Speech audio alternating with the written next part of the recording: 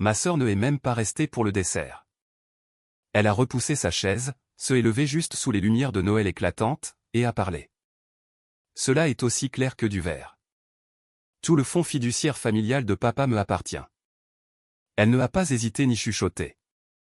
Elle le a simplement dit à haute voix pour que cela fasse le plus de mal possible devant tout le monde. Quelques-uns de nos parents ont réellement commencé à applaudir. Quelqu'un a même ri. Je ne l'ai pas commencé à pleurer et je ne vais pas essayé de me disputer avec elle. Je ai simplement tourné la tête vers mon père et je ai regardé le sourire sur son visage disparaître en temps réel. Je lui ai demandé, « Papa, devrais-je leur dire les choses que tu me as dites ?» Son visage est devenu complètement blanc. La voix de ma sœur semblait tranchante et elle semblait paniquée. Elle a demandé, « Te a dit quoi ?» Avant que je ne finisse de vous raconter le reste de cela, s'il vous plaît, dites-moi de où vous écoutez afin que je sache que je ne suis pas seul. Et quand vous aurez entendu toute mon histoire, dites-moi ce que vous auriez fait si vous aviez été à ma place. Mon nom est Clara. Durant toute ma vie, je ai appris comment rester à l'écart et occuper aussi peu d'espace que possible dans ma propre famille. Je ai un emploi créatif à Lyon. Cela est un travail calme et régulier où je construis des choses en utilisant mes propres mains. Je aime fabriquer des choses qui ne me crient pas dessus ou ne essaient pas de agir mieux que moi. Ici, dans mon petit appartement qui donne sur les rues grises de la ville, ma vie semble paisible et je sais à quoi me attendre. Elle est la mienne, mais cela ne a pas toujours été ainsi. En grandissant dans la maison de mes parents, je vivais dans la lueur d'un arbre de Noël qui paraissait chaleureux, mais qui ne me a jamais semblé réellement chaleureux. Ma mère était très décisive et se sentait toujours certaine de tout. Elle avait toujours raison. Elle aimait dire que ma sœur aînée était née pour être une étoile. Elle disait que je étais la plus forte, ce qui dans notre maison signifiait que je étais l'enfant dont on attendait qu'elle n'ait jamais besoin de rien. Si ma sœur voulait quelque chose, cela apparaissait simplement pour elle. Si je voulais quelque chose, je apprenais que je devais simplement le laisser tomber. Mon père n'était pas un homme méchant. Il était juste très silencieux. Son silence couvrait tout, particulièrement quand ma mère montrait un favoritisme qui faisait plus de mal qu'elle ne le savait. Ou peut-être savait-elle exactement ce qu'elle faisait. Quand je avais environ 7 ans, je me souviens être entré dans son bureau et le avoir vu fermer un petit livret de banque si vite que les pages ont fait un bruit de claquement fort. Il se est mis à genoux à côté de moi et a chuchoté, « Ta part va être en sécurité, ma chérie. Personne ne peut t'enlever ce qui te est destiné. » À cet âge, je ne comprenais pas pourquoi il ressentait le besoin de dire cela comme si cela était un secret. Presque 10 ans plus tard, quand je avais 18 ans, je le ai compris bien trop bien. Je ai entendu mes parents chuchoter dans la cuisine. Ma mère poussait mon père, lui disant qu'il ne devrait pas hésiter à donner tout ce qu'ils avaient économisé à ma sœur parce qu'elle en aurait plus besoin. Mon nom ne était pas mentionné avec colère. Je ne l'étais simplement pas mentionné du tout, ce qui, d'une certaine manière, semblait encore pire. Même maintenant, plusieurs années plus tard, entrer dans leur maison pour Noël semblait être comme entrer dans un musée rempli de vieilles blessures.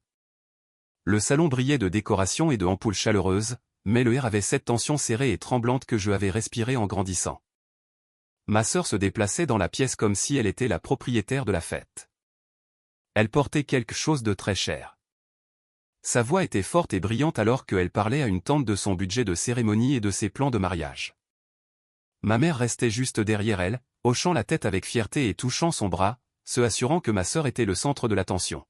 « Lyon doit te tenir occupé », a dit ma mère quand elle a finalement remarqué que je étais là. Son sourire était doux, mais ses yeux revenaient déjà regarder ma sœur. Elle a dit que je avais toujours géré les choses par moi-même et que certaines personnes n'ont tout simplement pas besoin de autant d'aide. La véritable signification était que ma sœur a besoin de tout et que je n'ai besoin de rien. Mon père me a juste adressé un petit signe de tête nerveux de l'autre côté de la pièce. Quelques jours auparavant, il me avait appelé juste avant le dîner. Sa voix semblait tremblante et il a dit, « Il y a quelque chose que je ai besoin de te dire avant Noël. » Mais il a raccroché le téléphone avant que je ne puisse lui demander ce que cela était. Et ce soir, il ne en avait pas dit un seul mot. Je ai ressenti un sentiment de lourdeur dans ma poitrine. Cela était un avertissement. Je savais que quelque chose d'important arrivait.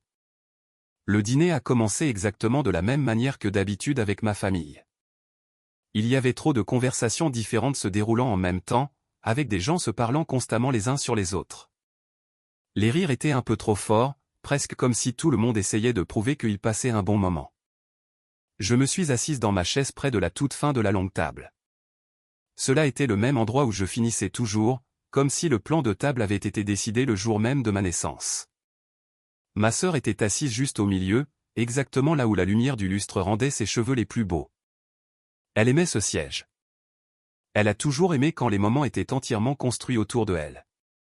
Ce soir n'était pas différent du tout. Je la regardais ajuster la serviette sur ses genoux avec ce sentiment sans effort de avoir des droits que elle prassiait depuis que nous étions enfants. Papa nous a aidés à réserver le lieu, a dit ma sœur à une tante, et sa voix flottait simplement le long de la table pour que tout le monde entende, et il paie tous les frais de cérémonie les plus importants. Cela va être absolument parfait. Ma tante lui souriait de la manière dont les gens sourient toujours à une future mariée. Cela était un regard doux, superficiel et sans question. Ma mère était assise juste à côté de ma sœur et a ajouté son propre commentaire. Elle a dit, quand un enfant est choisi pour quelque chose de grand, toute la famille se lève avec elle. Elle ne me a même pas regardé quand ces mots sont sortis de sa bouche. Elle ne avait pas besoin de regarder. Je ai ressenti un changement en moi. Et puis le premier sentiment de chaleur a commencé dans ma poitrine. Ce n'était pas encore de la colère. C'était simplement moi reconnaissant le modèle et la façon dont cela se passait toujours. Je connaissais chaque étape de cette performance. Mon père était assis en face de moi, poussant simplement sa nourriture sur son assiette. Quand nos yeux se sont enfin rencontrés pendant une seconde, il a détourné le regard très vite, comme si établir un contact visuel pouvait révéler un secret. Cela me a fait me souvenir d'un autre moment. Je ai pensé à ma sœur quand elle avait 15 ans, pleurant parce qu'elle ne avait pas obtenu le rôle principal dans la comédie musicale de l'école. Mon père y est allé réellement et a exigé que le directeur change de avis et, d'une certaine manière, ma sœur est entrée à la répétition le lendemain avec le rôle solo. Je me tenais juste à côté de lui quand il a dit « Certains enfants ont juste besoin de un peu plus d'aide pour briller ». À l'époque, je voulais lui demander « Et de quoi est-ce que je ai besoin ?» Mais je ne lui ai jamais réellement demandé. Ce soir, je ai revu exactement ce même regard sur son visage. Il avait cette crispation nerveuse à la bouche et la culpabilité qu'il prétendait ne pas exister. « Alors, Clara, a dit ma mère, en passant le pain vers moi, mais sans me le donner réellement. Travailles-tu toujours sur ces projets créatifs là-bas à Lyon ? Je ai failli rire de cela. Elle les appelait des projets créatifs, comme si toute ma carrière ne était qu'un petit passe-temps avec lequel je jouais au lieu de avoir de vraies responsabilités de adulte. Je lui ai dit que oui, et que le travail avait été régulier. Ma mère a juste hoché la tête, clairement pas intéressée par ce que je avais à dire, et elle a immédiatement tourné son attention vers ma sœur. Elle a dit que certaines personnes savent simplement comment construire un avenir, et que cela est un don spécial. Ces mots ne concernaient jamais réellement mon avenir.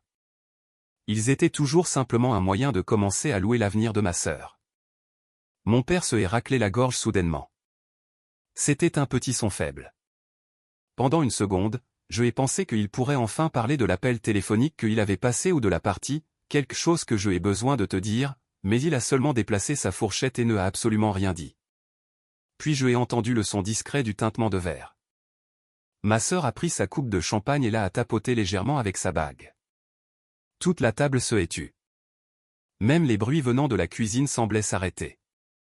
Elle a souri d'un sourire très poli et confiant qu'elle avait pratiqué pendant de nombreuses années. « J'ai une annonce à faire », a-t-elle dit, et ses yeux brillaient. Une grande. Une sensation de froid a parcouru mon dos. Je savais avec certitude que quoi qu'elle soit sur le point de dire, cela allait tout changer. Ma sœur ne se est pas précipitée. Elle a laissé tout le monde dans la pièce attendre son sourire pendant un peu trop longtemps. C'était le même genre de pause qu'elle avait l'habitude de faire avant de ouvrir des cadeaux de anniversaire qu'elle savait déjà être chers. Elle aimait le sentiment de anticipation et la façon dont les gens se penchaient vers elle, ne réalisant même pas qu'elle les tirait comme des ficelles. « Eh bien » a-t-elle dit enfin, baissant un peu son verre pour garder l'attention sur elle-même. « Certains de nous ont été choisis pour une raison. » Mon estomac se est serré. Je avais entendu différentes versions de cette phrase toute ma vie, mais ce soir, elle semblait avoir un tranchant beaucoup plus vif. Ma sœur a continué à parler. Elle a parlé sans cesse de son mariage, des coûts élevés et de tous ses projets futurs. Elle a mentionné les investissements auxquels mon père croyait. Chaque mot qu'elle a prononcé était un rappel pour moi. Cela me rappelait que mon père avait dépensé beaucoup plus d'argent pour son avenir qu'il ne me le avait jamais admis. Je le regardais alors qu'il semblait se recroqueviller dans sa chaise. Ses épaules étaient courbées vers l'intérieur. On aurait dit qu'il savait exactement ce qui était sur le point de se produire et qu'il souhaitait simplement pouvoir disparaître avant que cela ne arrive réellement. Ma mère a saisi la main de ma sœur d'une manière très dramatique. Elle a dit, « Ma chérie, tu mérites chaque bonne chose qui vient vers toi. Tu as toujours été la personne qui est prête à passer à quelque chose de plus grand. » La signification de ces mots était très claire. Je ne allais jamais être plus grande. Je étais simplement inutile. Un bourdonnement silencieux a commencé dans mes oreilles. Je ne ressentais pas encore de colère. Au lieu de cela, quelque chose en moi devenait solide. C'était quelque chose qui attendait le bon moment pour se produire. Je ai pris une inspiration très lente pour me stabiliser. Je ne étais plus cette même jeune fille qui avait surpris les gens en train de chuchoter dans la cuisine quand je avais 18 ans. Je ne étais plus faible ou incertaine des choses.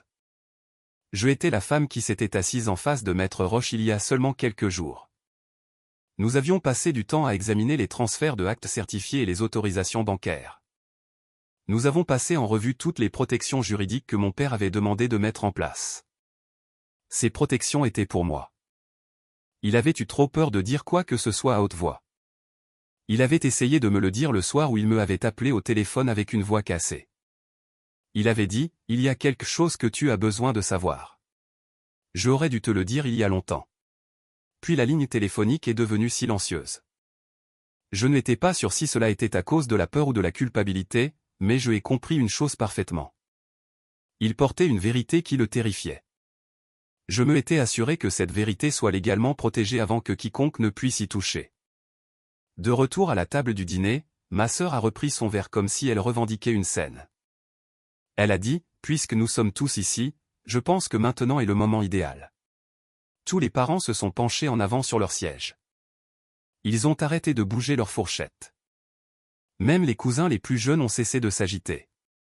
La main de mon père a tremblé juste une fois, mais je l'ai vue. Ma mère me a regardé et a dit doucement, « Clara, essaie de sourire. Cela est un moment pour la famille. » Dans notre maison, un moment de famille signifiait généralement que je étais sur le point de me voir rappeler exactement où je n'avais pas ma place. La chaise a fait un bruit de grincement fort sur le sol alors que ma sœur se levait de toute sa hauteur. Elle se baignait dans la lumière du lustre. Sa confiance était absolue.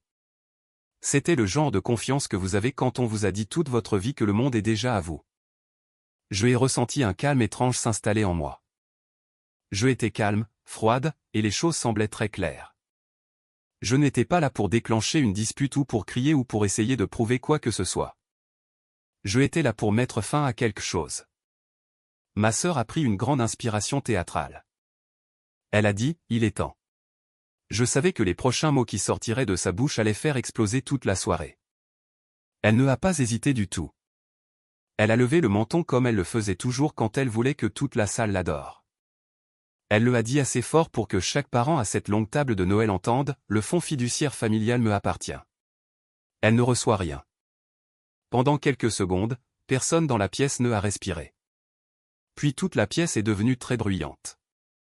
Un oncle qui traitait toujours ma sœur comme un ruban de premier prix a été le premier à commencer à applaudir. Puis d'autres personnes se sont jointes à lui. Un cousin a ri à haute voix. Les gens ont levé leurs verres.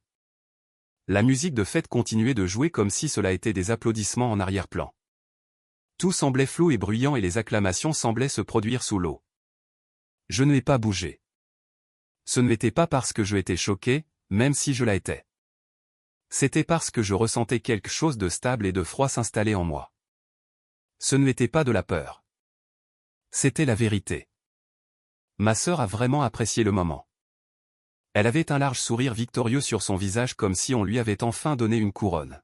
« Cela est ce que papa pense être juste », a-t-elle dit en faisant tourner le champagne dans son verre. Certains de nous construisent des avenirs, et certains de nous n'ont besoin de rien. Elle me a regardé avec un regard qui était doux, mais destiné à blesser. Ma mère a serré son bras et semblait très fière.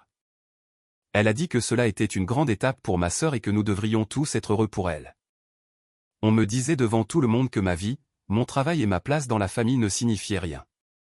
Mon père restait assis très immobile au bout de la table. Il regardait son assiette comme si le motif sur la vaisselle pouvait l'engloutir. Il ne a pas touché sa fourchette. Ses mains tremblaient. Les acclamations se sont lentement arrêtées et se sont transformées en discussions tranquilles, puis cela est devenu un silence nerveux. Je ai fini par le regarder. « Papa » ai-je dit d'une voix douce. « Devrais-je leur dire les choses que tu me as dites ?» Toute la salle se est figée. Une décoration sur l'arbre a bougé un petit peu quand le chauffage se est mis en marche. Ce minuscule son métallique était la seule chose qui bougeait dans la maison. Le visage de mon père est devenu totalement blanc. Il avait l'air de quelqu'un à qui on aurait retiré toute lumière. Sa bouche se est ouverte, mais il ne a rien dit. Et semblait très pâle. Quelqu'un derrière moi a chuchoté.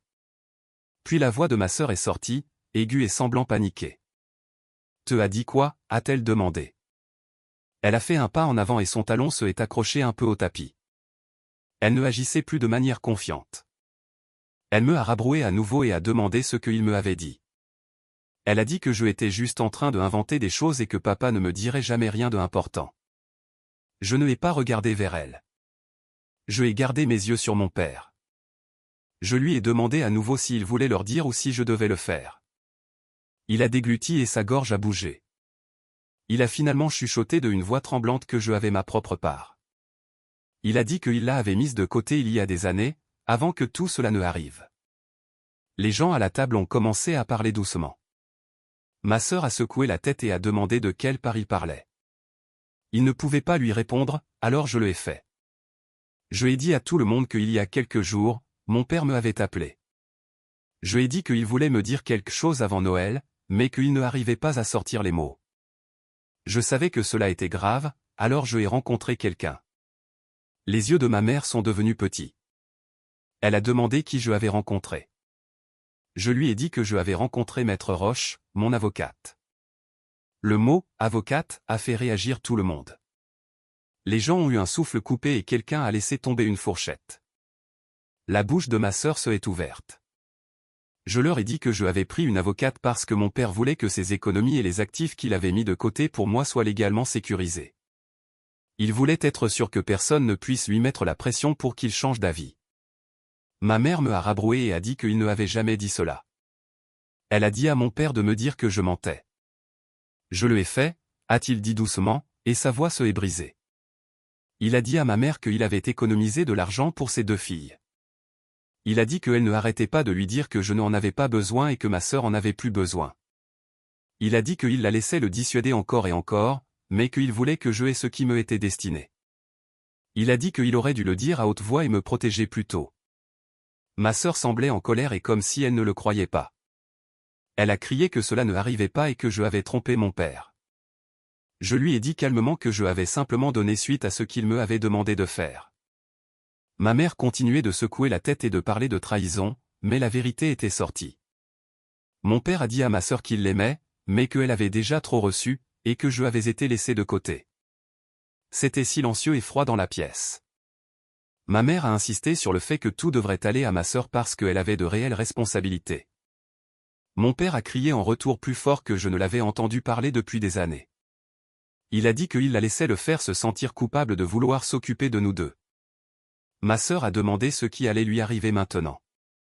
Je l'ai regardé et je lui ai dit que les transferts étaient déjà signés. Le compte était sous ma propriété maintenant. Cela était légal et cela était définitif. Elle a crié que je ne pouvais pas faire cela, mais je lui ai dit que cela était déjà fait. Elle a regardé autour de la pièce pour obtenir de l'aide, mais personne ne a bougé. Pour la première fois, elle ne avait pas de public. Mon père a essuyé ses yeux et me a dit qu'il était désolé de ne pas me avoir mieux protégé. Je lui ai dit qu'il l'avait fait. C'était simplement plus tard que cela ne aurait dû être. L'ambiance dans la pièce ne se est pas améliorée. Les rires ne sont pas revenus. La version de la famille que nous prétendions être se est simplement effondrée. Ma sœur se est rassise et a fixé son assiette. Ma mère a mis ses mains sur sa tête et a chuchoté des excuses qui ne fonctionnaient plus. Elle savait qu'elle avait perdu son pouvoir. Mon père se est levé lentement et semblait très fatigué. Je ai repoussé ma chaise et je me suis levé. La pièce semblait trop encombrée. Quand je ai ouvert la porte d'entrée, l'air froid semblait propre et réel. Il neigeait dehors. Mon père a dit mon nom, mais je ne me suis pas retourné. Je ne partais pas vaincu ou en m'enfuyant. Je sortais avec ce qui me appartenait. Je ai appris que la justice est parfois silencieuse. Elle apparaît dans un papier légal ou une voix assurée. Je ne ai pas gagné en criant. Je ai gagné en restant immobile pendant que la vérité rattrapait tout le monde. Si vous avez déjà eu affaire au favoritisme dans votre famille, dites-moi d'où vous écoutez. Partagez votre histoire et abonnez-vous pour en savoir plus. Vous ne êtes pas seul.